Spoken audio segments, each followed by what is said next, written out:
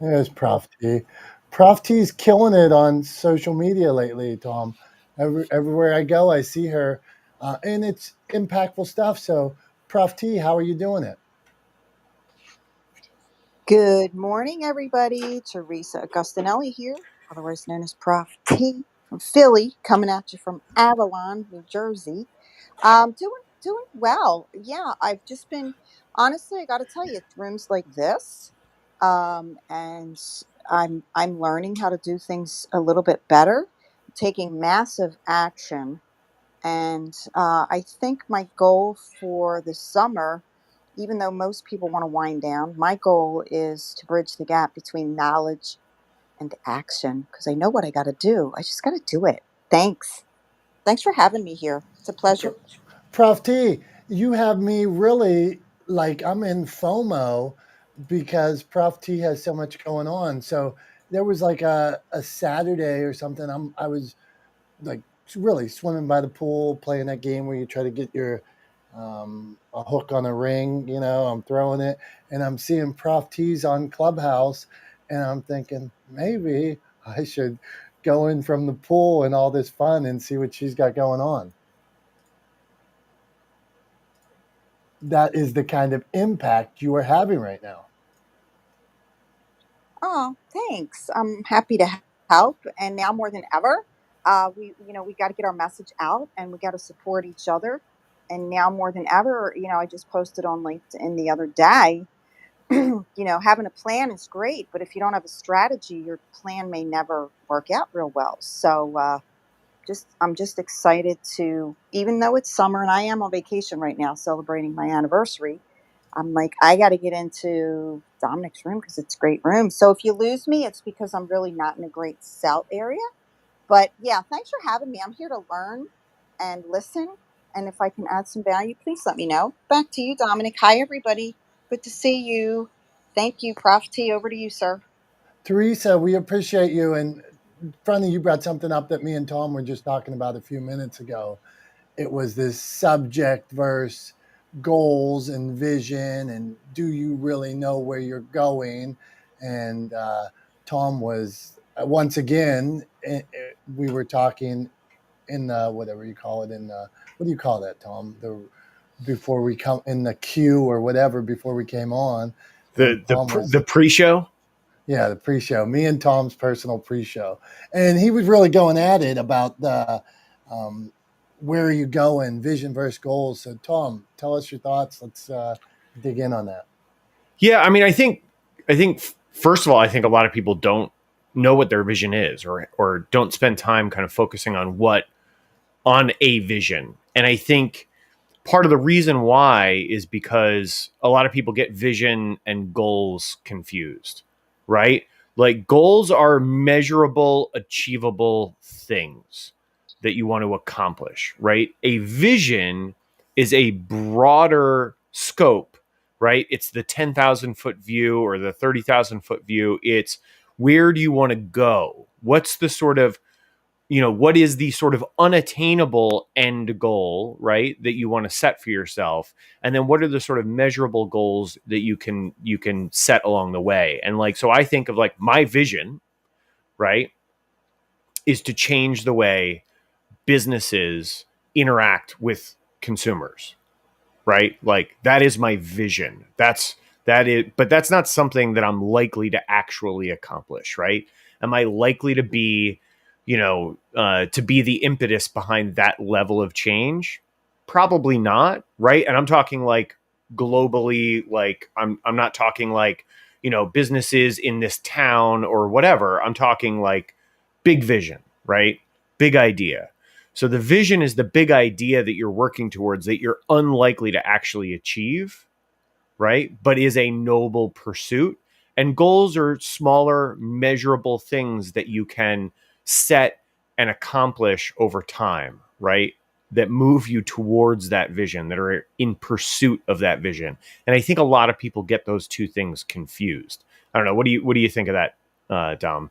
Is that a good summation of what we were talking about before? It is a good summation. And so my question to you is there anything wrong with having grand visions? Like some people would say, Tom, you're completely crazy, or get your head out of the cloud. Well, then I might take offense if somebody doesn't believe that I can do this, this, or this. Where I'm thinking, well, what do you mean? It's only 1,000 more phone calls, or only 1,000 more of this, or another 10 years. Is there anything wrong with the grand vision? I don't think so at all. And I think my response, if somebody said, no, you should just focus on small goals, my gut reaction, what instantly popped into my head as you were saying that was, no one ever achieved anything big by thinking small, right? Like, it's that simple. You don't achieve big things by thinking small, right? You achieve big things in incremental small steps, right? But you have to be thinking big to achieve big things, right? To achieve on a grand scale. So you have to think big, I think, right? No one ever achieved anything big by thinking small. I love it, man. And a lot of times when I sit down with the authors, my authors, I'll tell them bigger, bigger, bigger, bigger. So you're thinking about, a lot of times they get caught in this, well, I'm going to get this book out, and then I'm going to, this is it. I'm going to get this book out, or this first month, this first year, I'm going to get a speech. I'm going to speak on this book. Then what? What's next? Where are you going a year from now, 3 years from now, 5 years from now? And that really, in my I always want to know why do it? Then what? Then what? Well, you got a pretty good life right now. Why put yourself out there to, unless there's something bigger? What is your plan? What's the mission? So, okay, let's meet. We got Jay, Dr. Tachi, Dr. Jennifer, George, Charlie up here. See my man Billy down there. What's up, Billy? I've been watching his stuff like crazy too. Jay, what do you got going on, man? You hear the conversation? Dig in, man. Good morning, everybody. Well, you got to dream big to do big, right? And I think definitely for me, my dreams, especially because of my past and where I came from, I had a dream, else I would have been dead. My dreams were my escape. So the only one that's going to put limits on you is you. You're going to get more no's than yeses in life. Some of the projects I'm working on now, if I'd have told family, friends, acquaintances that I'm working on these things, not that long ago when I walked out of prison 8 years ago, that, hey, I'd be producing stuff and working on these projects, I was homeless, right? Like, they would have been like, "Are you crazy?" But you have to dream big. You have to manifest it, right? You have to believe in yourself in order for others to believe in you. I'm listening. This all sounds preachy, cliche-ish, and all that other stuff, but it's really true. Like, I'm sitting on stage with Tom, and Tom and I are working on a project. And I know on this app gets bashed a lot for a lot of the toxicity, and there, God knows there's a lot of it, but there's also a lot of good people. Like Prof T, to me, is one of just the best souls on this app. So, and Charlie's one of the most selfless people on this app. So you have to pick your tribe and live your dreams, right? Who's going to put limits on us but us? So I'm going to park there, D. Jay, man, I love it. And I live in this space of why not? Why not you? Why not me? Why can't Jay be the next big producer? Why can't Jay's story go viral? Why, Charlie, you know about going viral down there. Why can't Charlie's story go viral? It did, and it does, and it repeatedly does. So, Dr. Tachi, where are you going? How do you know? What are the difference between goals and vision? We just need Dr. Tachi's input on all this. So go on, Dr. Tachi. Good morning. Hopefully, I don't steer you in the wrong direction. Uh, where am I going? That's an interesting question. I think I'm going in the direction I'm supposed to go, which probably doesn't make any sense, but there's kind of a feeling that you get when you are in the right place at the right time, when you're doing what you've been ordained to do. You it feels right. I don't know if you've ever heard that thing, all is well with my soul, all is well with my spirit. That's how it feels.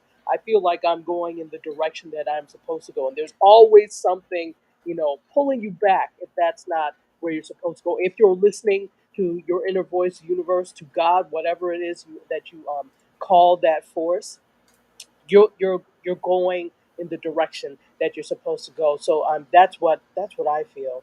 And it's interesting that you brought up the whole thing with dreams. That this conversation is centered around dreams.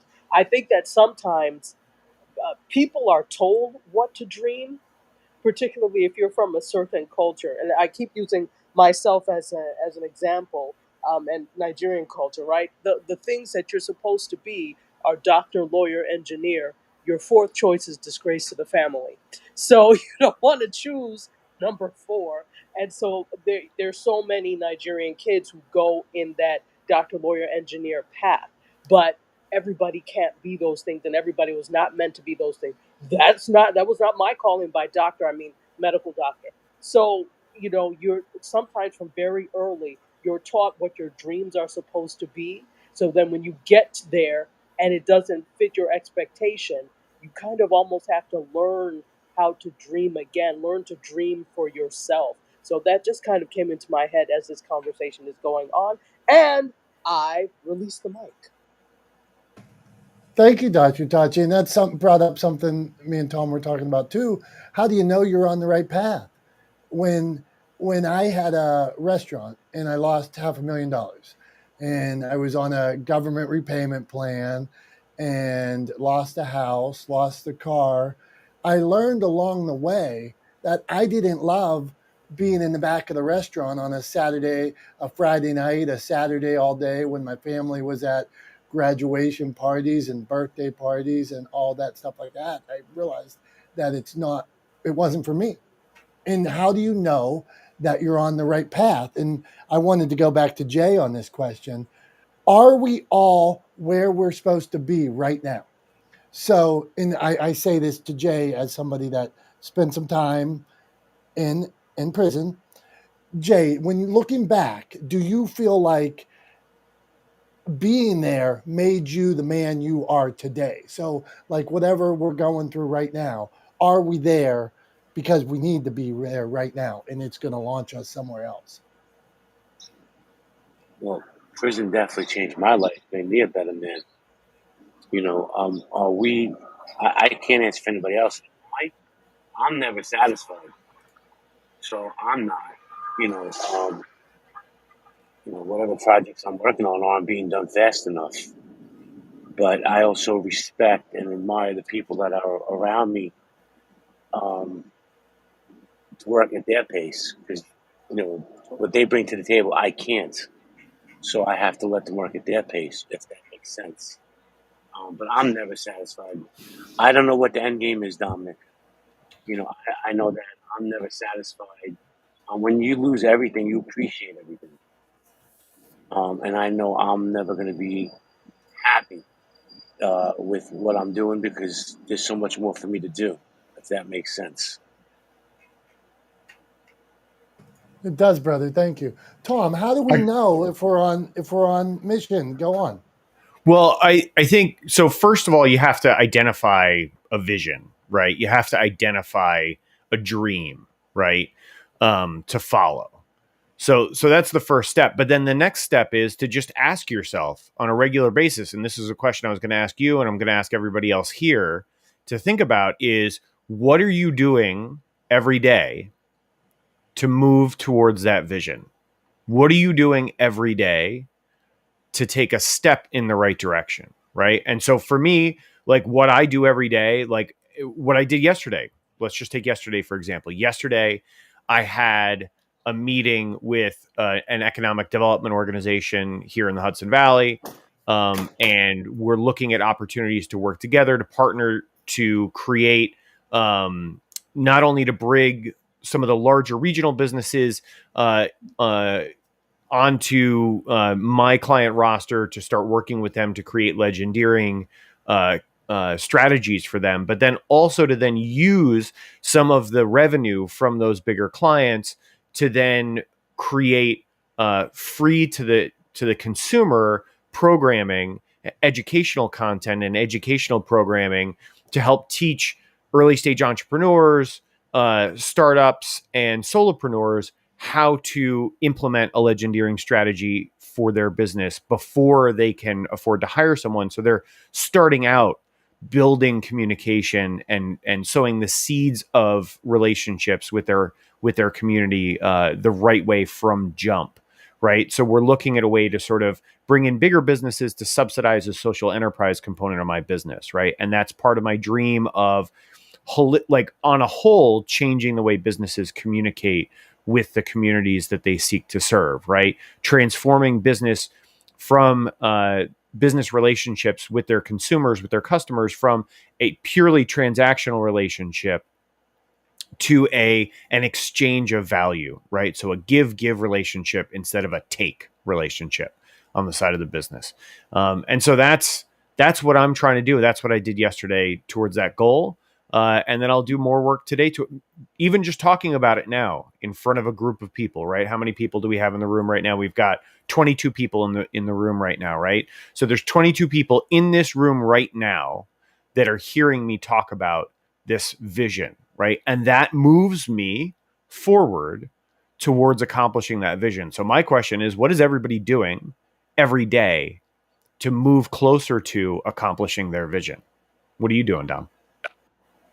I like this subject. I I feel, Tom, that every day of my life I try to be on that. I'm never off mission. This is one thing that um, I pride myself on, is being on mission. And for me, that means I want to help people share inspiration. I want to help as many people as I can share inspiration, share positivity, share smiles. And we keep trying to find out more ways to share inspiration, positivity, and smiles. So whether you see me biking and hiking on a new TV station that's in 5 states, 7 states, whatever they're on. Well, biking and hiking is one more way to share inspiration.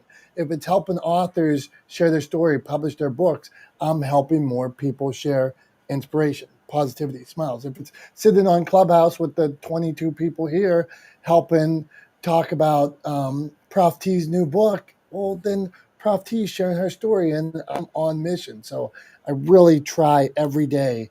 And then if I get off, sometimes people ask me, well, how's that? Somebody just asked me yesterday. They said, well, you're going to be doing that the next 22 years. I said, I don't know. But as of right now, I think it is on mission of where I'm trying to go. So I will continue to do that. But hey, So let me push you a little bit on that if I can, real quick, Tom. So I think that there is even a difference between mission and vision, right? So mission is like, to me, mission is like sort of values based, right? It revolves around the values of your business. Like, your mission is your the manifestation of the values you have as an organization, right? At least in my mind. But vision is sort of like, if you could, in the most idealistic way possible, right, draw what the world is that you want to create, right? That's the vision. That's the dream, right? So what I'm asking is, what's the vision? What's that sort of grand goal that you want to accomplish that you probably never will, but that you still want to work towards? What's that vision, and what do you do every day to move closer to that vision? fair question. And so for me, it's funny, we get sheepish when we talk about the big goals, the big dreams, and things like that. But for me, on the grandest scale, I want to share inspiration. I want Netflix to come to me. I want Paramount to come to me, or maybe we're bigger than them, and when it comes to inspirational, motivational content, whether that be books, video, news, media, whatever it is, I want people to say, you need to go to Motivation Champs. They will steer you in the right direction. They will make that piece of inspirational content better. They will get it out to more people. They will pull the story out from you a little more, and that's the goal. So Go a step further, bring it on. right? Go on. Go a step further. So why do you want to help put that inspirational content out there? Right? What do you want that content to accomplish? Right? Think like legacy, right? 50 years from now, 100 years from now, right? What do you want the legacy of Motivation Champs to be? You don't want it to be that you created content for Netflix, right? That's not the legacy you want to create. You want it to be what? The legacy, I believe, is there's too much negativity in the world right now. And right now, negativity wins in the ratings. And because they've figured out a way to buzz and make it cool and all that.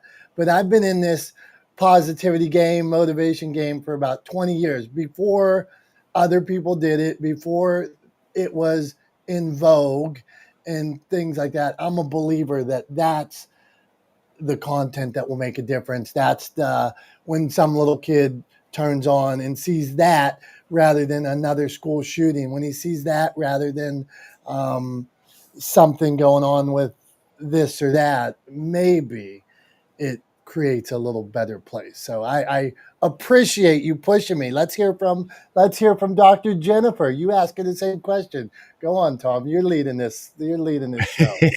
So, Dr. Jennifer, what's your vision, and what do you do every day to move closer to accomplishing that vision, to reaching that dream? Thank you so much.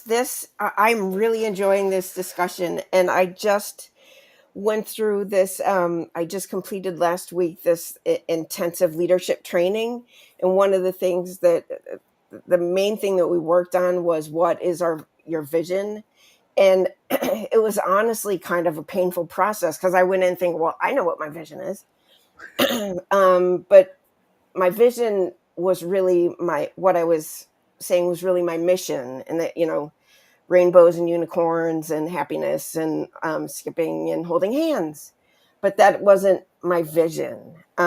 So I worked on it and changed it, and nope, that's not it. Nope, that's not it. And so I got to my vision. So I have a mission, I have a vision, and I have goals. And it's so I feel like now I'm just ready to move forward. So the power of working through that and thrashing through and writing it down and then holding yourself accountable to how am I working towards this today is so valuable. So I'll just share my vision statement is I'm a thought leader in communications with a successful practice that helps leadership improve their communication skills and inspire their communities and their workforce. And my mission is to improve the employee experience, full stop. And I won't get into my goals, but it has really helped me think beyond what I'm doing tomorrow, although I am accountable every day. But I'm now coming up with a longer term plan. Okay, this is where I'm going. So I really appreciate this discussion and all that you've added. And appreciate the room. Thanks so much. This is Dr. Jennifer. I yield back with gratitude. Thanks, Dr. Jennifer. I actually have one follow-up question for you. I'm curious, in this leadership training that you were a part of, how did the person conducting the training, how did they define vision? It was defined very loosely as what is your why? What is it that you what is the difference that you want to make? What is the change that you want to happen? What if you are explaining to someone, this is who I am, what are you telling them? And so it gets down to really, what is the value that you would add to them, that you offer to the world. We didn't spend a lot of time. We spent a lot of time thrashing out each individual vision because we had to work on it and present it. And nope, that's not it. Go back, work on it, present it. But they didn't. Other than what is your why? If what is your elevator pitch? How are you explaining to someone what it is that you're offering to the world? That's basically what we shared. Thanks, this Dr. Jennifer. Gotcha. Thanks, Dr. Jennifer. So I think of vision differently, right? Than that the person who did that training did. And this is, obviously I don't know who they are and I don't know what the training was. But so I'm not gonna say one is better than the other. I'm just gonna say they're different, right? And different isn't good or bad. It's just different. So I think of vision differently. And the way I think of vision is, this just popped into my head. I'm sure we've all heard this phrase, right? Flash your mic if you've heard this phrase: be the change you want to see in the world. Right? If you've heard that, especially recently, be the change you want to see in the world, right? That's how I think of vision, right? If you were to take that statement and say, I'm going to be the change I want to see in the world, what's the change that you're going to be, that you're going to create, right? That's the vision that I think of. That's what I think of when I say vision. Is creating change, positive, obviously, but creating positive change in the world, being the change you want to see in the world. And so that's what I'm talking about when I talk about my vision is to change the way business is done, right? My vision is to change the way businesses think about, look at, communicate, interact with, and build relationships with their communities that they seek to serve. That's my vision. That's the change I want to see in the world. I don't know that I'm ever going to I'll never accomplish that 100%. I will never make the world 100% in alignment with that vision. But that doesn't mean I shouldn't try, right? Because if I try, I'll get somewhere. If I don't try, I'm guaranteed not to get anywhere. Right. So I just wanted to make sure I was clear about how I was defining that. So I think next up I got George, right? Unless my order is out.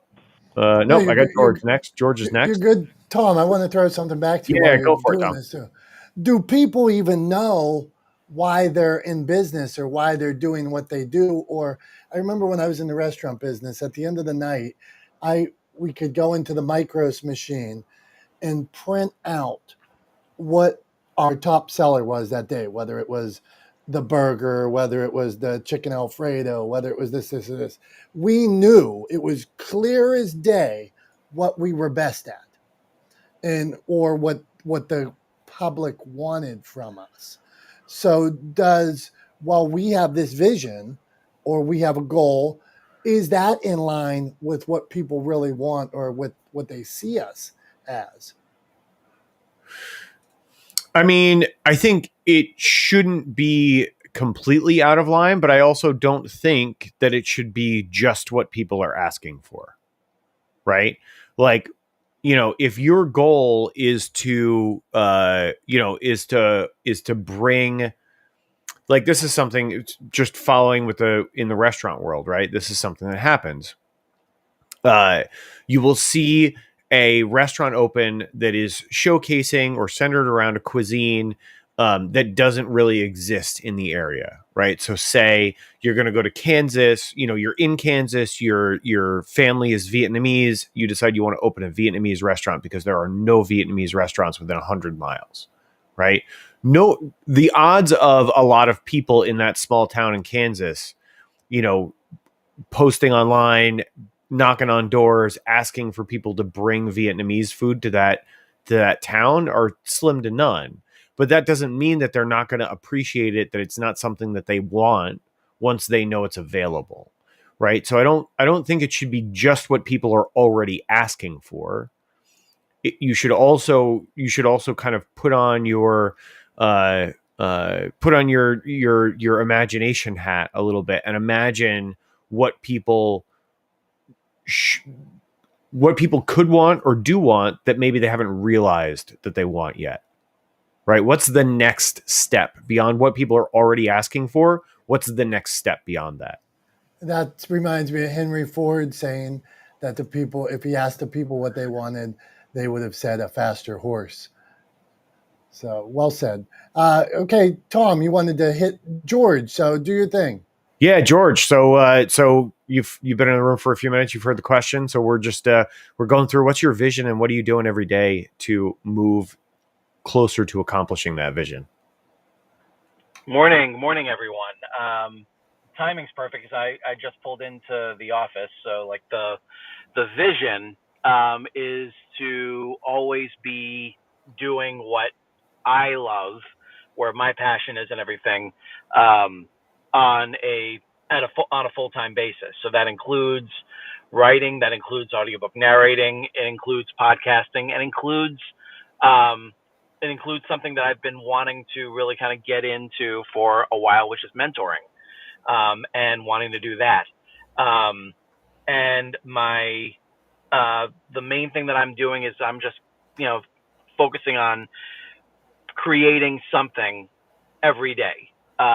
Working on some sort of a project, and at 1:30 last night, I finally finished a draft of an audio drama that's going to be produced here on Clubhouse.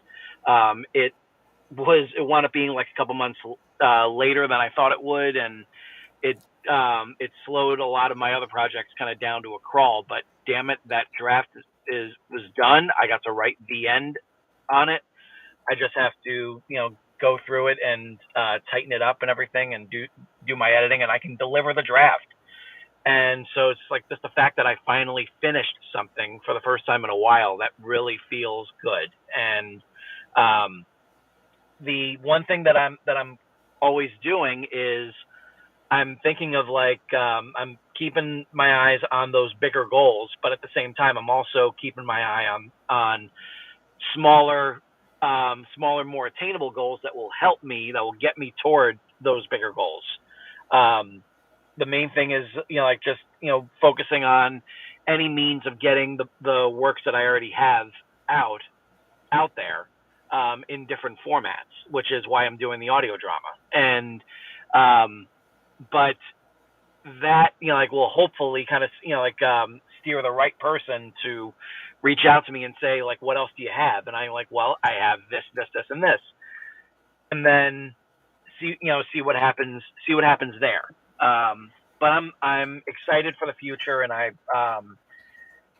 am looking forward to the time when I do not have to keep on coming into a full-time job every day, every weekday, because I'm not getting any younger, and I am I'm dedicating a lot of my life to something where the passion just isn't 100% there. But that's at the same time, like, the money's too good to just walk away from. So it's one of those things where it's just like, I always want to, like, make sure that that something is ready, that something can take over that spot. But in order to do that, I have to keep on creating, like, every day. Just feel that drive to just keep on doing that. So with that in mind, this is George, and I'm done. Ever upward. George, one of my friends from Chicago, Rashid the Motivator, he told me one time, he said, even Superman had to have a day job. He was Clark Kent by day. So you keep doing your thing. I believe in benchmarks and metrics when you're on that. Like, some people, they want to take a leap of faith, and at some point you take the shot, but it is good to have benchmarks, metrics, use that day job to buy new cameras, to give yourself more time, to get more streams of revenue, to put things in place, to pay off a car, to pay off one more thing. So when you go full time, that you're not as beholden to that you have some wiggle room, that you have some space. And I will say, I bring me back to the restaurant. When I started my restaurant back in the day, I was so overfinanced I needed to make money day one. I was 300,000 or 250,000 in debt day one, right? And I owed so much. So even though the place was full, I owed so much that the complete opposite with Motivation Champs 20 years later, I was like, well, I didn't go in with these same kind of bills and overhead and those mistakes that I made earlier. I wasn't going to make the same mistakes. I paid off as many things as I could and knew, well, it was much different this time around. So use that day job as a means to an end. Get your cameras, get everything you can, store up on Hunt's tomato sauce, whatever, man. But just prepare for that day when it's time to take the leap. So that's where I would leave that one, George. All right, man. We support you. Go on, Tom. Oh no, no, I'm good. I'm good. I was just Then let's lead another man taking the journey, man. That's out there doing his thing. That kind of left that world of corporate and being a businessman to not that he's not a businessman, but to chase the dream, to tell a story. So, Charlie, tell us about where do you stand on all this? Thank you for the kind words. Jay, where I stand with all this is this. Thank God I got everything done I thought I wanted to do so far because I was in big business and I had a big corporation. And I mean, there were people that had bigger corporations, but I had 125 employees, 9 managers, 6,500 customers. And that allowed me to live the life that I saw on TV.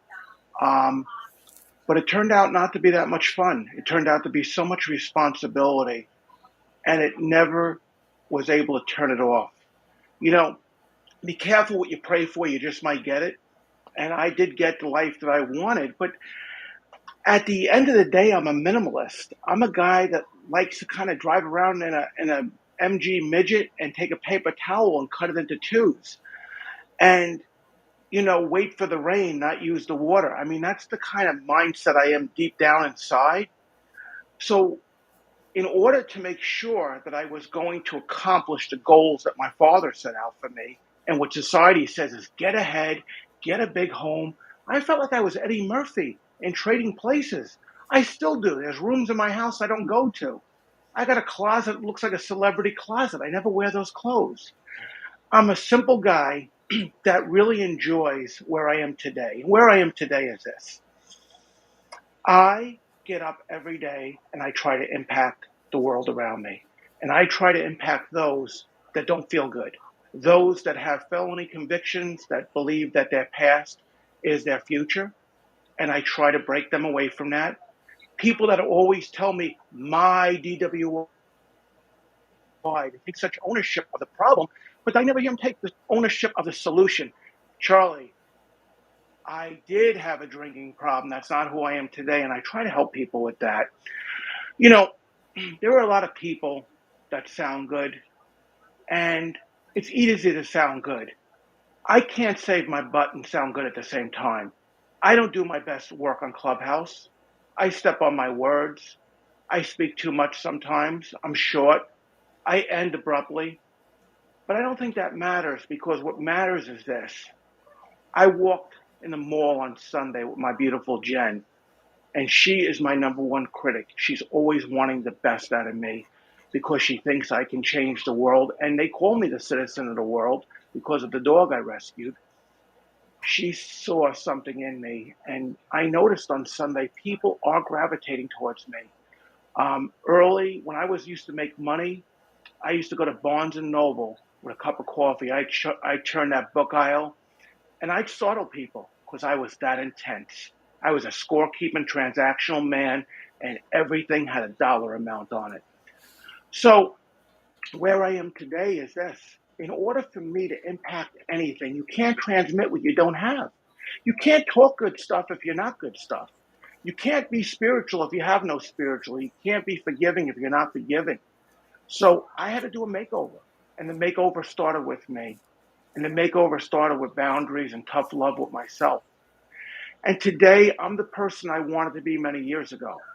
I'm a person that is incredibly as this is. I'm very proud of the piece of property I have in the Northeast. It took me 4 years to find a piece of property with no neighbors, running water, elevated hills, everything a person would want. Eagles on the property, bears on the property. But as crazy as this might sound, I felt more comfortable when I hit California 3 months ago and was walking around Skid Row. I feel more comfortable when I'm going to do some filming in East New York, Brooklyn, one of the worst neighborhoods they say in America for crime, with Mike Dowd, who did the 7/5 documentary, because we're going to do some filming from when my life took a bad turn and I was in that neighborhood. So I might have changed zip codes, but I'm still a simple guy that grew up and was born. A lot of people claim to be from New York. I truly am from New York. I mean, my birth certificate has a New York City, East Harlem zip code. I truly am from New York. What does that mean to me or others? I can communicate to people from every walk of life. I love all people, and most likely, even my enemies at some point get tired of being mad at me because they try to get their crowbars out. The same guy. You're not going to find a different guy any day of the week. I am true to first myself. Myself. I have finally got to that point. And going forward, what am I going to do? Each day I live by a journal. I write the night before what I want to accomplish today. I look at others for motivation. I look at Tom, and I know he's a triathlete. I know he's out there hitting the pavement, doing the things that I would like to be able to do, but I'm older now. My joints won't let me do that. But I lived through them. I lived through Dominic with his bicycle excursions. I lived through each and every person that's getting out and doing something. I no longer feel sorry for myself. And I used to feel sorry for myself a little bit before I got on the Clubhouse app because I knew I wasn't doing enough. I knew I wasn't impacting enough people.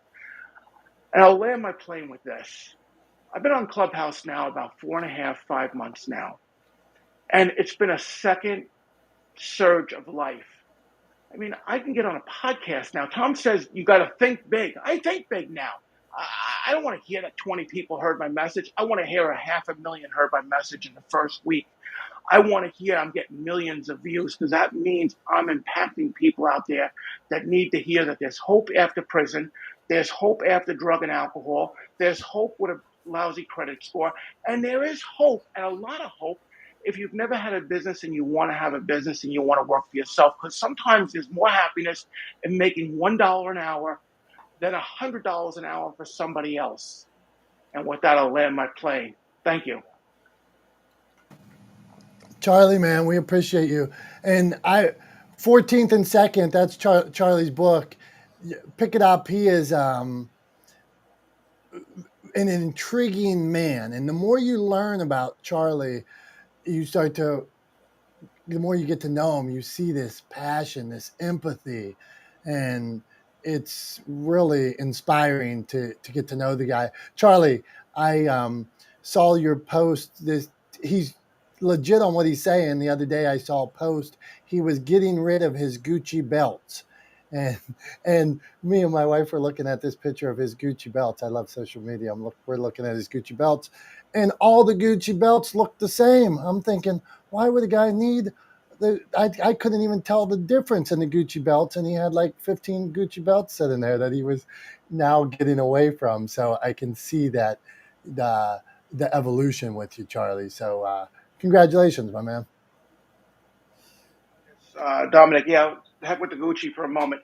It's sad to say, Dominic, that people did not listen to me like they listen to you when you have a gold $40,000 watch and you're getting out of a Ferrari. They seem to equate objects, props, with knowledge. And some of the most knowledgeable people, I mean, I was in California. I got more knowledge walking around Skid Row and sitting at coffee shops there with people that had next to nothing. So there is the problem. You kind of need the props in the beginning or you need to speak like Dr. Jordan Peterson and have all those degrees, I guess, for people to listen to you. But I'm doing it now. So thank you, Dominic. Well done, Charlie. Okay, we're going to reset here. This is the room. Every Wednesday, we talk Clubhouse, podcasting, publishing, and social media. There's a little, it looks like an envelope. There's a little, I don't know that that's an envelope. People say that's an envelope, but the thing with the arrow where you can share the room.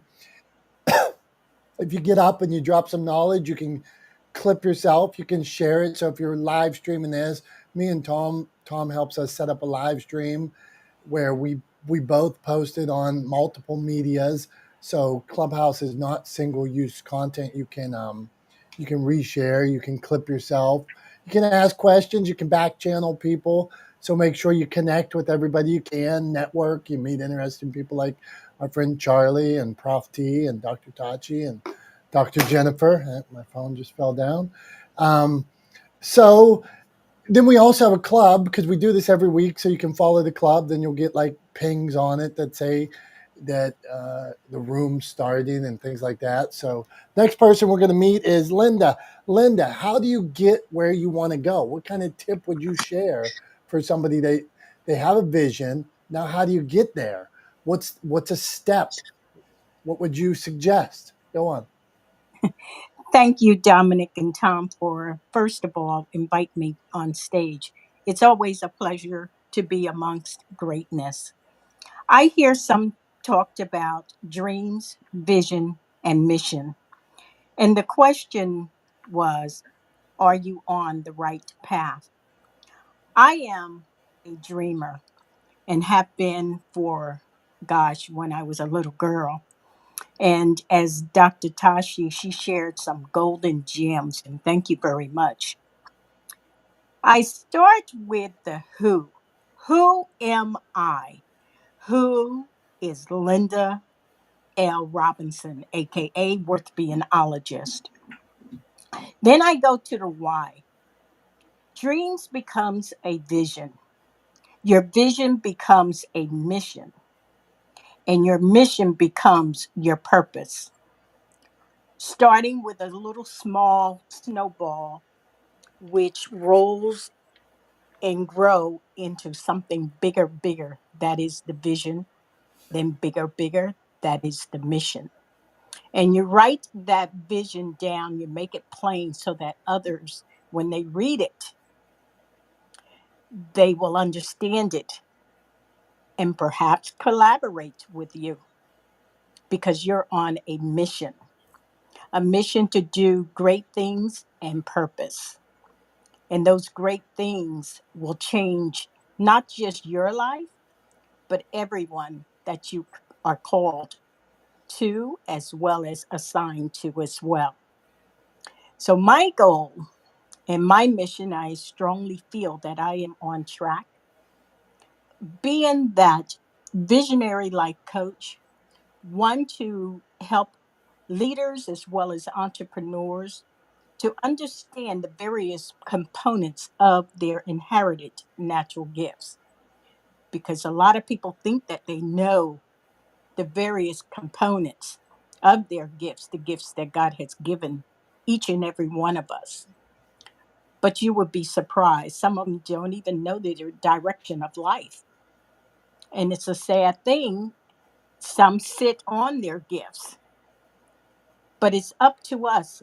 And I do believe it was you that said, Dominic, it's very important, or it could have been Tom, that you make a change. It's each and every one of our responsibility to make a change. You may miss the mark, you may not get every dot, every I, cross every T, but as long as you stay in, and I don't like to use the terminology game, because this is not a game, this is life, because you're interacting, you're changing other lives, and they will hear it. As Charlie said, make a difference when you reach out and you talk to individuals through life, that dash in the middle, through life, others will be receive information, contact, valuable information, and remember you. by the stories that you tell about your life journey. And with that said, I yield my mic and thank you for the opportunity. Linda, thank you. I'm feeling the vibe. I'm feeling the mojo. So you got me smiling and feeling the motivational buzz. So thank you very much. Tom, I'm going to throw this back to you to get your straight shot on. So from a brand, how do we know we're on message? How do we know that it's resonating? How do we know that we're not just full of shit? What is the answer, Tom? I mean, I think it's tough to give a clear, like, I don't know, it's hard. I feel like there's a lot of different ways to tell, right? Whether or not, so the first is what you're doing aligned with the values of the company, right? First of all, does your company have stated values? Because if it doesn't, it should, right? So does your company have stated values? Is what you're doing, is what you're putting out in the world in alignment with those stated values, right?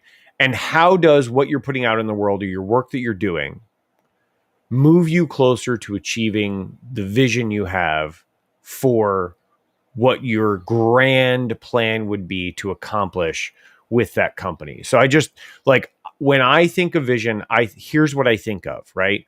This is the sort of definition that I use. It's the ability to think about or plan the future with imagination or wisdom, right? So I'm thinking, imagine the ideal, the perfect change you want to see in the world, right? What does that look like? And then work towards that vision for the future, right? So I think as long as you're focused on moving closer to that vision, you'll always be on mission, right? If you do the work of picking the destination before you start driving, then you're always moving in the right direction, right? I think when people get mixed up and when they end up off mission and they end up off focus and aimless is when they don't spend the time to actually decide where they want to go first before they get in the car and start driving. Instead, they get in the car, they start driving around and they're like, I feel aimless. I don't feel like I'm accomplishing my vision. I don't feel like I'm going where I want to go or I'm moving in the right direction. It's like, well, duh. Of course you don't, because you don't know where you're going. Right? If you get in a car without a destination in mind, just start driving around, it's by definition, you're going to be moving in an aimless way, right? So pick the destination first. Figure out your vision first. What is the change you want to see in the world? And how can you make that change happen? And then move towards that goal, right? And you'll always be in alignment with your mission. You'll always be in alignment with your values, right? And you'll always be doing the right things to serve the community that you build up around your business. So I hope that answers the question, Dom. It does. Well, good job, Tom. It makes me think about, like, years ago, I used to do more speaking as I'm trying to share inspiration, I would go out and speak. And then about 10 years ago, I started hosting a podcast for a nonprofit. It was called Your Kind Voice. And we interviewed inspiring people from around the country. Could be librarians, could be just people making a difference, starting nonprofits, that kind of thing. And I remember my sister one time, she was like, I thought you were speaking. Why do you host a podcast? What sense does this make? What are you doing? You trying to be a radio host? And she was really giving it to me, like, but I was like, no, the goal was to help people share inspiration, more stories of inspiration, maybe one more person finds out about that. And so I knew that I thought, well, why wouldn't I do a podcast? Like, and then 10 years later, why wouldn't I do Clubhouse? People are on a social audio app sharing their stories, and why shouldn't we have positive content here? But somebody back then didn't understand where my vision, and they thought, well, this guy should only speak, and this is the only place for him. What's he doing anything else? Well, maybe they don't know where you're going. So let's get to Mr. Ah. Mr. Ah, where are you going and how are you going to get there, my friend? What's the plan? Give us where are you trying to go, and then what are a couple of your steps you're going to take to get there? Peace. That's very.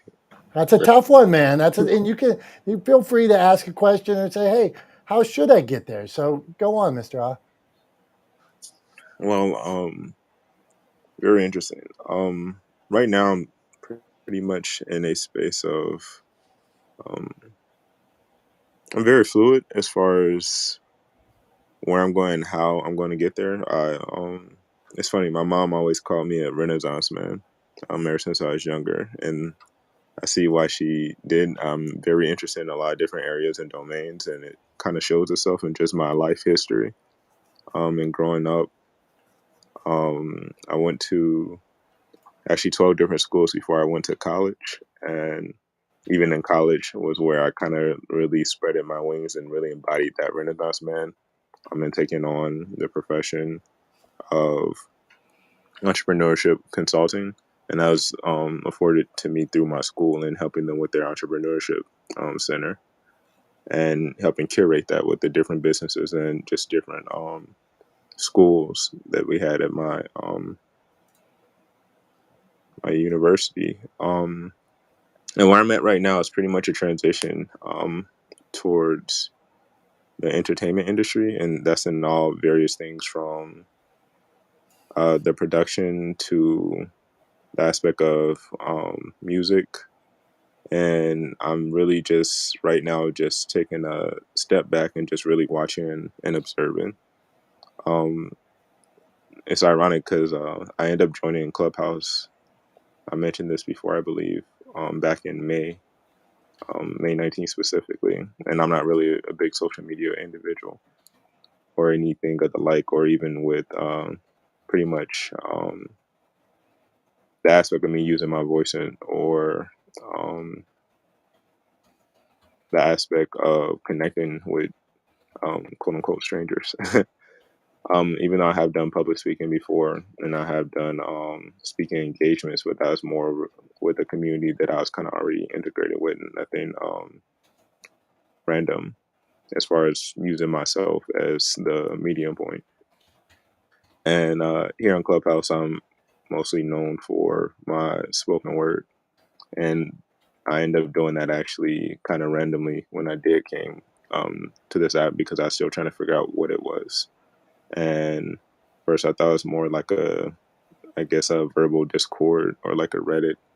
And then I started seeing professionals and realized it had like a LinkedIn esque type of application to it.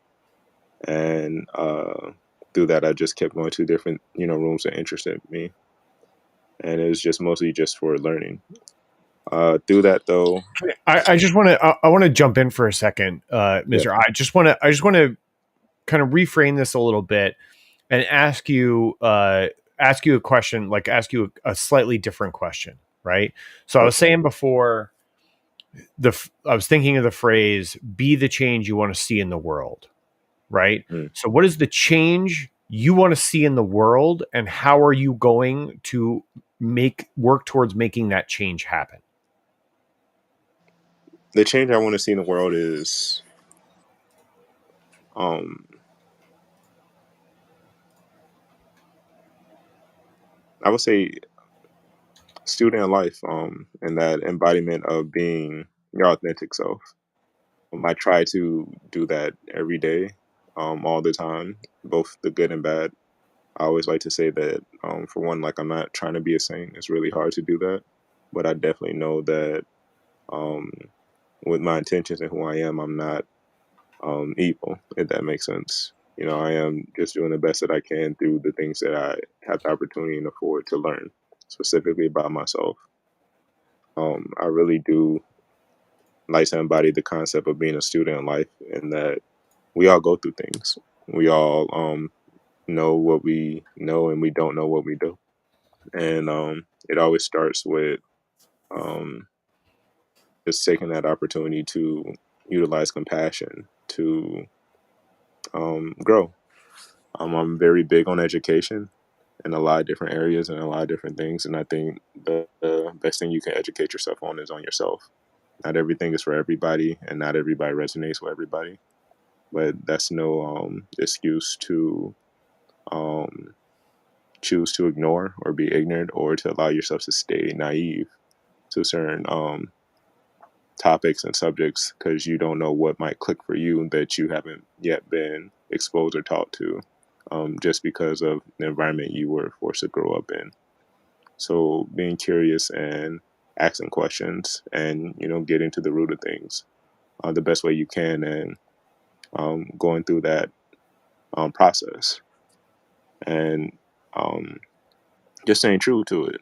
Like it takes time, it takes a lot. I'm still going through that every day. I love it, I enjoy it, but it does get tough when it's hard doing it by yourself. So having that for the opportunity to be your authentic self through your growing pains, through your mistakes, and learning how to let that be a pivot point to be an example. I think I'd be a lot further, and other people would too if they had those type of individuals showing and expressing their authentic self. Gotcha. Gotcha. That's awesome. Thanks, man. I appreciate you sharing that and sharing your thoughts on that. I think Dom just brought up a good point to me, kind of outside of this conversation. But one of the things is I I am the kind of person that thinks about uh the change I want to make in the world and how I'm going to make that change, right? Like that's how my brain works. I'm the kind of person that looks at the world and goes, there's no reason I can't change that, right? Like I have what I'm kind of referring to as a side project going on that is really not a side project, but like a side project of mine is that I'm working with some organizations, and I'm not exactly sure how we're going to do it, but I'm working towards transforming the tourism industry in the Hudson Valley in New York, because I 100% believe that the Hudson Valley should have or should be the desirable tourism destination that, for example, Napa Valley is in California, right? Or the Bourbon Trail is in Kentucky. There's no reason why it shouldn't. We have everything you need to attract that kind of tourism. We just haven't done a good job of doing it. And so I'm trying to sort of be the impetus behind accomplishing that as like a side project, just a little hobby on the side, just trying to change tourism for a region. But I understand and I can appreciate that not everybody kind of thinks that way, right? And not everybody is that kind of person, right? So if I guess the way I would address the question is, if somebody isn't somebody who feels moved to change the world, right? If that's not you, right? If you're not that person, that doesn't mean I still think you have to be an active participant in your world, right? I think you have to actively participate in your world. So I guess my question would be, if you're not the person who's leading the charge to make the change, right? Then if that's just not who you are, then what are you doing to help further a vision that someone else has presented to you, or a vision that somebody else is working towards accomplishing, right? Like, how are you actively participating in, even if you're not leading the change, how are you actively participating in positive change in the world, right? How are you working towards a grand vision in some way? I guess would be, does that make sense, Dom? If you're not if you're not the world changer, right? If you're not that sort of visionary thinker, right? Like Yeah, the reason I'm thinking about this and I'm challenging in your my grandma Jenny had, let's say, 12 children, Swedish woman. They were my grandfather, who I never met, was a drunk and had mental issues later on. Grandma Jenny just was a sweet person who loved the world, but she she wasn't able to do this, do that. Her was later on loving their grandchildren, loving everybody, and she did a great job at it all. D- what more didn't she? Wasn't she like the perfect person? I don't know. I'm saying, like, did she need to do more than that than give the world the love that she gave, and that's all. I just, at some point, if I just have this, my rebuttal to anybody in this room is, if you at the end of the day are happy and you lay down on that pillow, we talk about that. I stack 2 pillows, and I swear I lay down, and sometimes 3. I lay down, if anybody can see me on the live stream, I lay down on these pillows at night, and I'm out, man. Like 5 minutes. I don't, even though my ears ring all the time, I don't like, once I hit that pillow, I'm done, because I lived that day to the fullest. And so I'm saying, anybody in this room, whether it's starting a expedition about fishing, whether it's helping somebody with fashion, whether it's your travel blog, if at the end of the day they can lay down on that pillow and say, I'm happy, I'm complete, my soul is full, I loved my family, I loved my friends, then they win. And that's all. I just wanted to change that up. And they did, but it, just a different frame of reference. Like, if my issue comes where at the end of the day somebody isn't happy, and you lay down in bed at night and you're like, that whatever decision by the courts doesn't sleep well with me, that when I drove down the street and I saw somebody hungry, that doesn't sit well with me, and that person needed to do more, then I salute them as well. So um, who knows where we're going here, Tom? That's what we do. Clubhouse, podcasting, publishing, and social media. Carrie, you've been here before. You know we're a wild bunch. We go all over the place. What are your thoughts on us? We need somebody like you to straighten us out today. Go on. Hi, thanks for having me. So I'm going all the way, and I'm not going to stop. And it's not easy, but if you have a dream, there's a reason why you have that dream. And for me, helping people find love is my passion. And I have a podcast called Shot at Love. And do you know that they've done studies over 60 years, and the the result was that a loving relationship means more than anything else. And so many people don't have that. And so I curate information and content to help people get their power back, lose the shame around online dating, and date with worthiness, and kind of figure out a multi-billion-dollar industry that no one has a lot of information about. And so, yeah, I have yes, I definitely have big dreams, but little by little, every day, I just keep working at it, and I take action, and action creates reaction. And I believe that my voice is as important as everybody else's.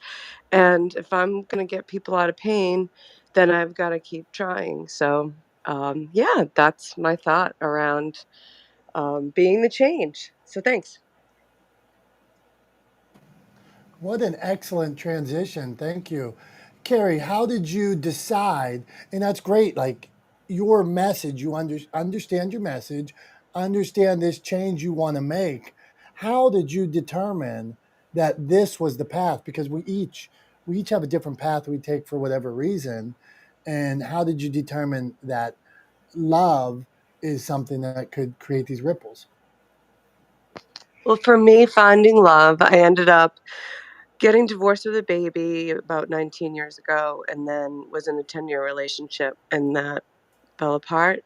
And I was a successful person, but at rock bottom, and didn't know how to help myself. And so I knew that finding love was survival for me. I knew that piece. And then I figured out online dating in 2015, and I had a lot of information that helped people. So I don't know if you ever told me I would be doing this, a few years ago. I don't know if I would believe you, but I little by little, I just kept going, and I never lost the passion. That's the key, is that people know, like when I heard Charlie speak, he's like, there's hope out there after bad credit or after jail. Like, his truth. You can hear that. So when you speak with your heart and you speak with intent and that fire and that passion, people will follow you and people will believe you. So it's my personal setbacks that put me on this path. Thanks.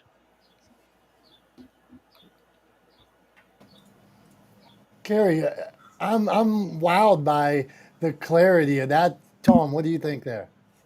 Yeah, I mean, I 100% agree with Carrie. I think, it's one of those things that, she's talking about what Charlie was saying and the idea that there's life after, right? That you shouldn't let, and I think really the message there is don't let setbacks stop you from working towards accomplishing your dreams, right? Or accomplishing your vision. And, yeah, I mean, I think, I hear this all the time, and again, it kind of feels cliched to say, but failures or setbacks or difficult times are the places where we learn the most, right? Failures are learning opportunities, right? They're the places where we can grow the most, where we can improve the most. They are the things that actually enable our success, right? Without failure, there is no success. So yeah, so I 100% agree. I mean, I think if you get knocked down, if you stumble, right? If you face obstacles, then all that should be to you is an indication that you're moving in the right direction. Right? If you face setbacks, then you're moving in the right direction, right? If you face difficulty, then use those opportunities to learn, to improve, and to keep moving in the same direction, in the right direction towards accomplishing your dreams. That's what I take out of that. Yeah, I like that. I think it's the action piece. So for me, I had to just keep going. So it was one swipe, literally, at a time, one date, one failed date at a time. But all those no's bring you closer to your yes.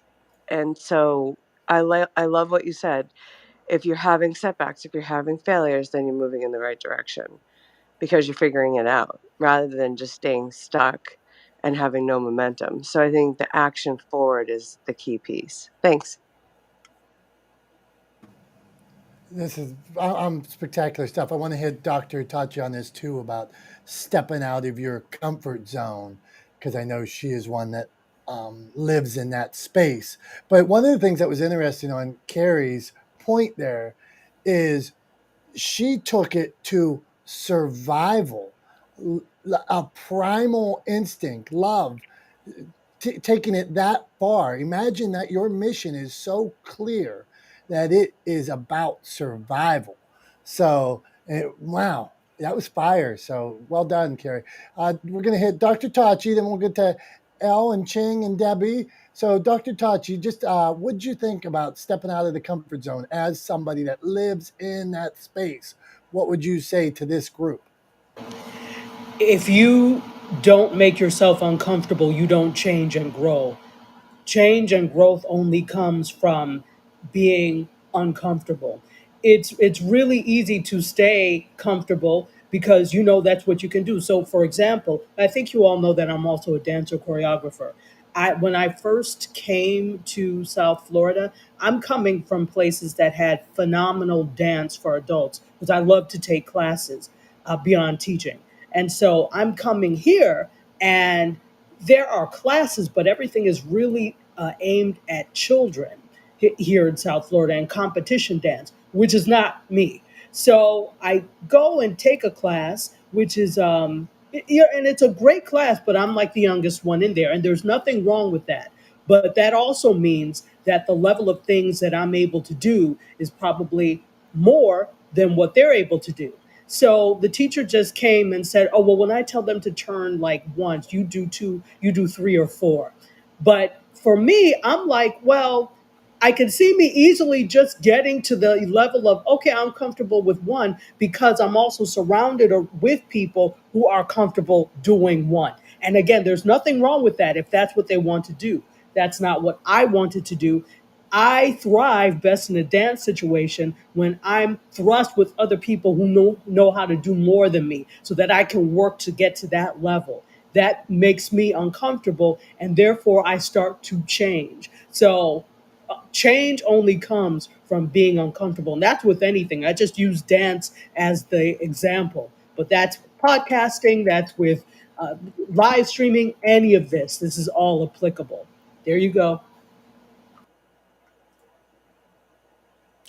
Love that, Dr. Tachi. Yeah, I mean, I think it's it's different for everyone, but it's about finding those things that work for you, right? And then pursuing them, and making sure that you're consistently moving forward, that there is movement and action, right? Like Carrie was talking about.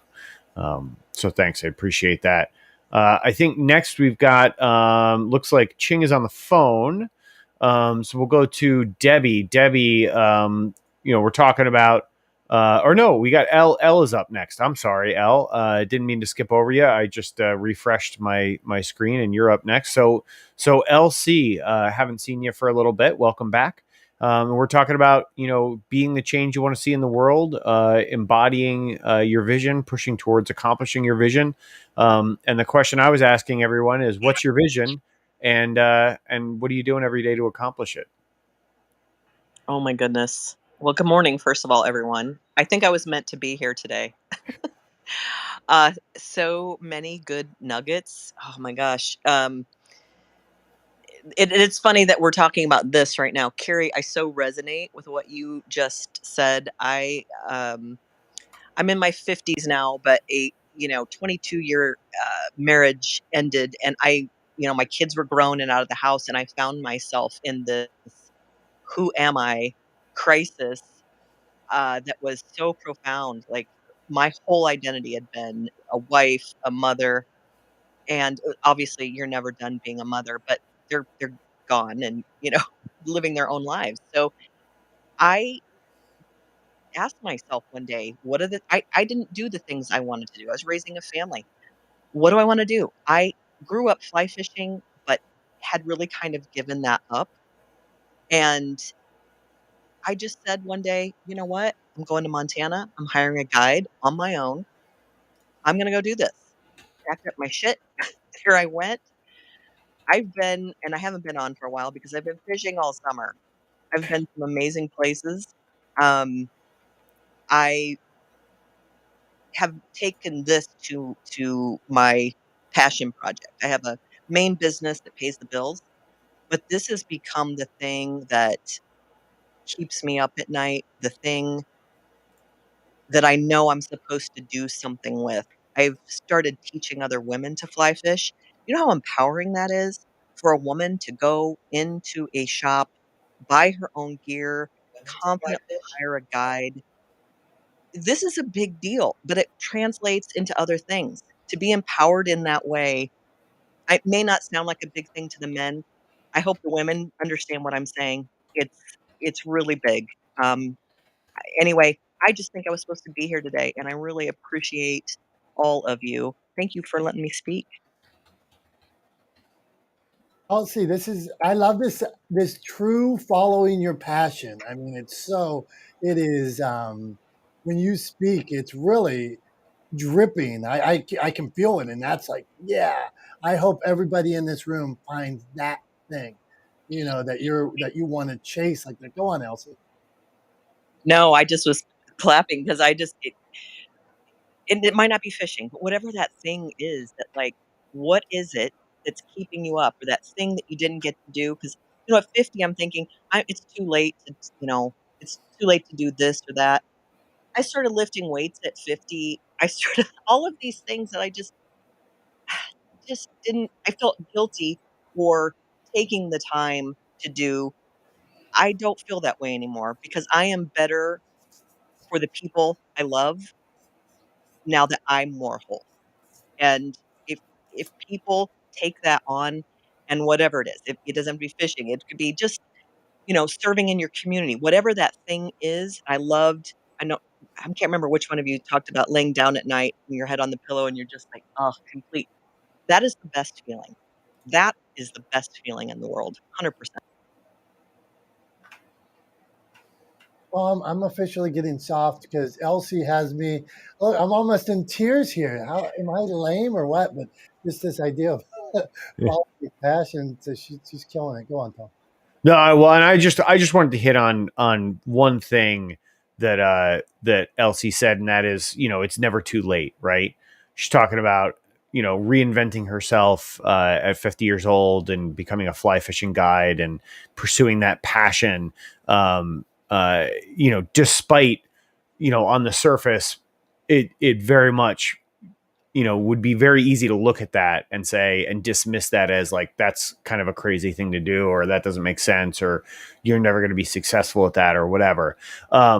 And I just, that really resonated for me because as everybody knows, Dom, you and I talk about this all the time, uh, uh, offline too. But I'm training for an Ironman race coming up next month, and this is going to be my second Ironman. I did my first Ironman at 42 years old, right? My first one.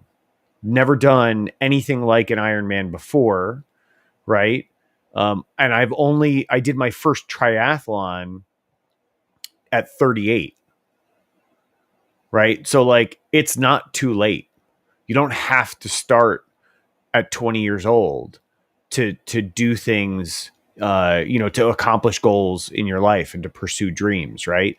You can do them. It's not too late.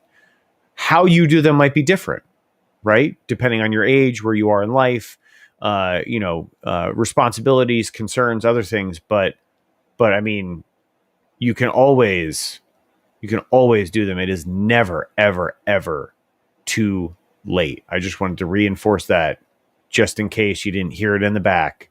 It is never too late. So yeah, I just wanted to chime in and hammer on that point, because that's something that I think you can't say enough. Tom, that's a point where Tom should use those little scissors down at the bottom, and so should Elsie. You should both use those scissors. Scroll back through because you can replay the room.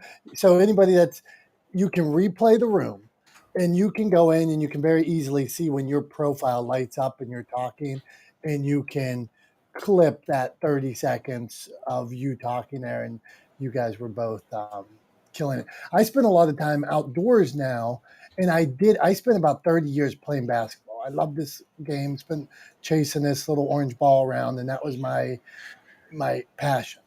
But when I was a young kid, my dad always wanted to get me outdoors, but he was in the landscaping business, and we never spent time outdoor. He wanted me outdoors, but we never spent time outdoors other than like working and pruning the trees and lopping when you go out in the fields and uh, cut the branches off, and he wanted me out there, and I was never out there. Then the 30 years chasing that ball, and now all I want to do is get out there more and experience the nature, the outdoors, the creeks, the kayaks, the whitewater rafting. Why not climb a rock? Why not ride my bike more? Why not? I just joined a swim team, open water swim team. Why not try all these things? I love what Tom said. It's never too late. I want to introduce you guys to my friend Debbie. Debbie has decided she's in the process of telling her story, telling a story that she may have not shared before, and now she is beginning to share it. So Debbie, welcome. We are glad to have you. Tell us about yourself, and then ask a question or go on this subject of following your passion. Go Well, on, Debbie. good morning, everyone. Thank you for this room. Like Alan Carey, I feel like I was meant to be here today. A couple of points I kind of like to touch on. I know, Dom, you mentioned your grandmother, and about purpose. And if she gave her grandchildren love, there is nothing greater than that. So she probably more than fulfilled her purpose. It could be simple as loving your grandchildren to maybe really a big one like being president of the United States. it's all different for everybody. And I know for me, for the last several years, I've had this stirring inside, like knowing I wasn't doing what I'm supposed to do. So, and then Tom, you just said about it's never too late. Well, here I am, 62 years old. I've just written a book, looking to get it published, and it's on my story. And like Carrie and Elle, I was in an abusive marriage, and for 17 and a half years. And I left, and his parting words to me were, "You'll never make it, and no one will ever love you." Well, the reason I wrote the book is I want to show other people who might be in abusive marriages or relationships that, yes, number one, you can leave, and number two, you can be successful, you can make something of yourself.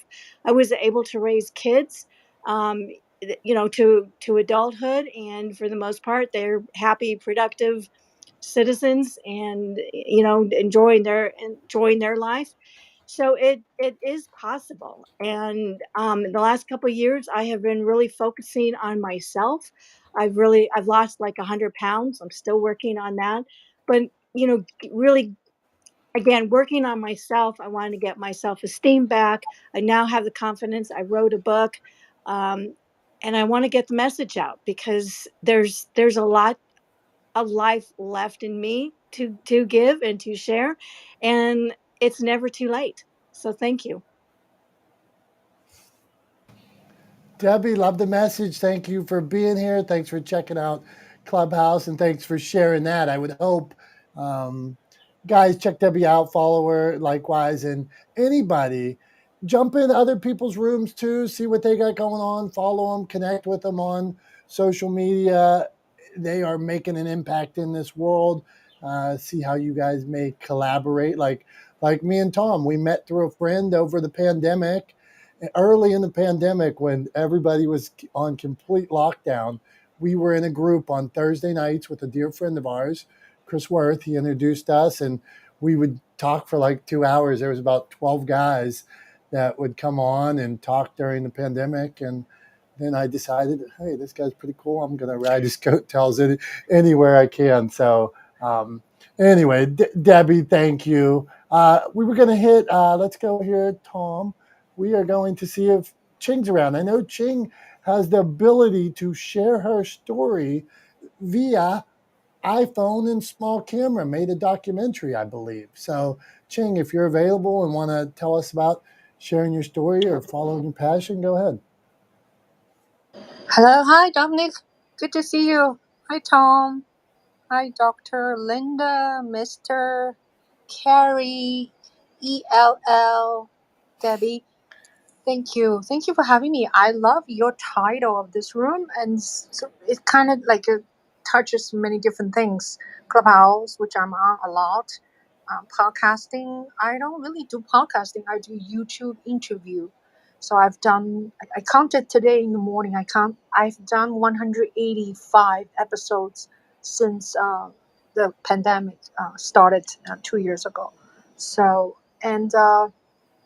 In terms of film, yeah, I have been using smartphone for like 6-7 years to shoot videos and making films. Before that, I do use conventional camcorders uh, from very early time. So I've been fooling around with the cameras for 20, I don't know, 25 years or more. But my first training, my first profession is a musician. I'm a concert violist, meaning I play with the professional orchestras and play. One time I even backed up with the Rod Stewart band and toured with the Paracomo. Now you know how old I am. So I really echo earlier you all touched about Debbie talk about Carrie talk about age issue. I still feel very uncomfortable talk about age, uh, but I actually don't think about and I never revealed my age on Clubhouse. But looking back, I followed Andrew Yang's presidential candidate. I'm kind of the old fart. all the supporters, they're kind of my son. I call them my number one son, number two sons. And eventually, after 2 years, I made a 90-minute documentary with my iPhone 11, and then it won like three best feature documentary in three countries and some other awards. You'll see it on my bio. So if I tell them, I am that old, I made my first award-winning documentary with my iPhone, I think people is gonna be flabbergasted. So we should now think about that. But the reality is, I do physically sometimes feel they're I'm not 30 years old, because I feel sometimes carrying all the equipment to walk around to shoot event. I do a lot of journalistic shooting. I have a credential for New York City police, from New York City Police Department, so I can shoot anything. There is a barricade. But it is I look back, people will say, why you're not using your regular so-called camera? It really is great that I can carry a cell phone, or I should carry two cell phones. Yeah. So yeah, and so hopefully I will be healthy. I can make more film, more videos, and keep feeling young inside, I guess. And I keep learning from you guys and Dominic and Tom and everybody. So yeah, I'm just every day being inspired by people on Clubhouse or outside Clubhouse, and but not every day is uh, what do you call it? Not every day is sort of normal for me, because I have to take care of myself mentally, and I also talk about depression, because I battle with that. So well, thank you so much for listening. I talk too much. Thank you. Thanks, Cheng. Thanks. I appreciate that. And actually, one of the, like, something you said really kind of struck me was, um, I have this complete disconnect. I am, and if you can see me, I mean, I have a gray beard. I'm 43 years old, and while I'm in good shape for my age, I am definitely, like, no 20-year-old has a beard as gray as mine, right? Like, I don't look 20 years old, right? But in my head, I'm still like 25, right? So there's a complete disconnect. And I think a lot of people have this, but there's a complete disconnect between my age in my mind and my actual age. But I use that to my advantage, right? Like, when I look at a challenge like training for an Ironman, because let's be honest, a big portion of the challenge is the training, not just the race, right? But the training is quite a challenge as well. When I look at a challenge like that, in my mind, because in my head I'm still 25, I'm like, yeah, I can do that, right? If I were thinking, well, I'm 42, I don't know if I can do that, then I wouldn't, right? But in my mind, I'm going, I'm 25, I can definitely do that, right? Like, I got years ahead of me. I'm still in good shape. I can do it, right? So I think actually there's a way to use that to your advantage, that disconnect between your actual age, and sort of your mental age, or how you think of yourself, how old you think you are. Um, so yeah, so that was just something that popped into my head from that. I think next up we had Vaughn come up on the stage, right, Dom? You got it, our friend Vaughn. Always nice when Vaughn from the West Coast drops by. There you go, Vaughn. So we're talking about vision, and kind of the way I was phrasing the question before was, in thinking about vision, what's the change you want to see in the world, and how are you working every day to be that change, to help push that change forward? So nothing, just a light subject for you today. So what are your thoughts on that? What's the change you want to see in the world, and what are you doing to help make that happen? Oh wow, just a light subject. I got it. um, that's okay. I'll keep it light. That's great. Vision. What I want to see change in the world. is I'm a very I'm a peacemaker, and I love. We were talking about, I think, values a couple days ago, and peace is one of my it is my top value, and my vision is to be able to contribute in some form or fashion on helping there, so that we can have peace between one another. Not that it's going to be always perfect, or we may always agree, um, but to make peace between others, so that we can talk with one another, we can teamwork with one another. That's one of my second values, is teamwork, and working together so that things are improved. And I guess my contribution in that is being on platforms like this, meeting different people that are of the same value circle, is a new term that I just learned this last week. Um, and continue to synergize and collaborate, and promote one another in that, so that we can influence and make an impact and leave legacy of making peace. So that would be mine. So my name is Vaughn, and I yield back the mic. Hey Vaughn, no pressure, huh? Tom, just jump on. Tell us how you're going to change the world instantly. Give us, Vaughn, give us your 3-step plan to changing the world. 3-step plan, Yeah, no, I mean that's what Tom wanted from you, man. The guy puts right? the pressure on you. We're going to have 2 people up I, on this stage next week. I disclaimed earlier. I said I am somebody who thinks ridiculously big, right? And I understand that not everybody's brain works the way mine does, but I think huge, right? Like I want to change the world. That's how my brain works, right? So like when I ask that question, obviously that's the place I'm asking it from because that's how my brain works. But I acknowledge that that's not how everybody else's brain works. I'm my own thing. I had to defend Grandma Jenny before, my loving grandma, who gave us each $1 when we went to her apartment every time, dollar, dollar. And that's what made her happy. That was her height. All she ever wanted. Please take this $1, and we'd be like, we know Grandma didn't have any money, and my dad would be like, you better take that. Don't insult her. And that was her impact and legacy. And she was beautiful, but that kind of legacy that maybe my daughter will be as sweet as her someday and make an impact in different ways. Okay, this says, Tom, I think this is the last person we're meeting today. We are meeting Boo, Miss Lil Boo, Miss Lil Boo. I like it. If that's how you say it, I like how it. Hello, I'm Boo, and poetry is my therapy. Okay, Boo. So Boo, you've heard the subjects what we're talking about today. If you want to ask a question, you want to jump in, go on, Boo. My phone is terrible, so I hope you can hear me. I'm sorry if it's too low, but is it? Yeah, we can hear you. Oh, okay, cool. Okay.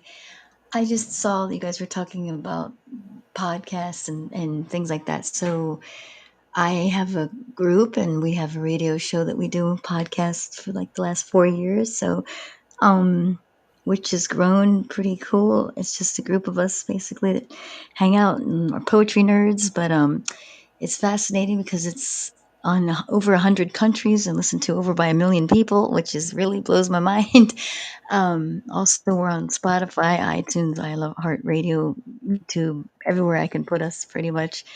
And one thing I just wanted to say is that I don't think that a lot of people know that to put your podcast on iTunes and Spotify and YouTube, all this stuff, it's free. And I don't think people know that. And you just have to send in your RSS feed, and that's how you get on there. I have it monetized on Spotify and all the others, but Spotify is really the only one to make money because YouTube you have to have 10,000 followers before they'll let you make any money um, on that. So I just it's there's a lot of different ones you could use, but it's just a lot of fun and I recommend it to anybody. I have a group here under the same name, La Cosa Nostra Radio, and we do from there. And anybody's invited to call. Anybody's welcome to call and read their poetry. So I just wanted to, I left you a couple links I'll put them in the chat. I left one for you. If anyone's interested, I just wanted to spread the word there. That's it. Hey, Boo, excellent. And I'm going to go back to Dr. Tachi. If you wanted to speak on this RSS feed, I know you're putting your podcast out multiple places and things like that. Any tips on any follow up on what Boo's saying? And Carrie, same to you if you wanted to touch on that point before we jump. Sure. And Boo, you brought up an interesting point that some people may not know that it's free. So it's for us people that are podcasters, I think we assume everybody knows, but I'm glad that you said that because there are people who may think that they need to pay something. Now, it's free to put it on there, but I think what people also don't know is that your podcast needs to be hosted somewhere so that you could get an RSS feed. So it's absolutely free to submit to those places, but you do have to have podcast hosting. And there are numerous ways to do it. There are free options like Anchor, and then there are options like Podbean, Libsyn, Blueberry, etc., that will host your podcast for a fee.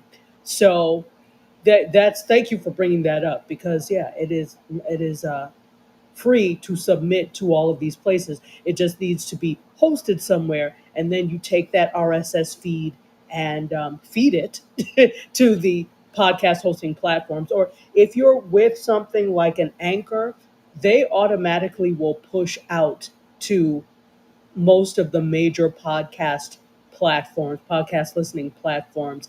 I will say this though, with free, nothing is ever free. So you're paying somehow, whether it's with advertising or your time, or they're putting a bumper at the end to say this was created by XYZ. So rarely is anything free. So just know what you're getting into. But either option is acceptable. Thank you, Dr. Tachi. I knew you could weigh in on that for us. And one of the things, as we conclude the room, every week we try to have a panel of experts here that are hosting podcasts, that have published books, that have sold millions of books, sold thousands of books, that have been Emmy nominated, like our friend Tom, that are producing audio books like Vaughn, that are following their passion like Elle, award winning like Ching, writing a new book like Debbie. So sharing their Renaissance man like Mr. Ah. So we have all these different people each week coming from all walks of life that are able to answer questions, drop tips, and give you unique feedback and stuff. So we are thankful that you choose to spend an hour with us, a minute with us, watch the replay, follow the rooms, whatever. But it really, without you guys, this doesn't happen. So I know I have a whole page of notes here. Once again, I need to figure out how to organize them better, but have a whole page of notes. So I am thankful for each of you. Tom, I've talked enough today. I got nothing left, man. I'm at my limit. I got you, buddy. I got a little wrap up. It's something I want to say to just finish the room off today. So first of all, I always want to make sure to show gratitude and to let everybody know how grateful I am for you, Dom, for inviting me into this space initially and bringing me up as a co-host here. But to everybody that comes every week, to everybody that participates, to the folks that just listen in.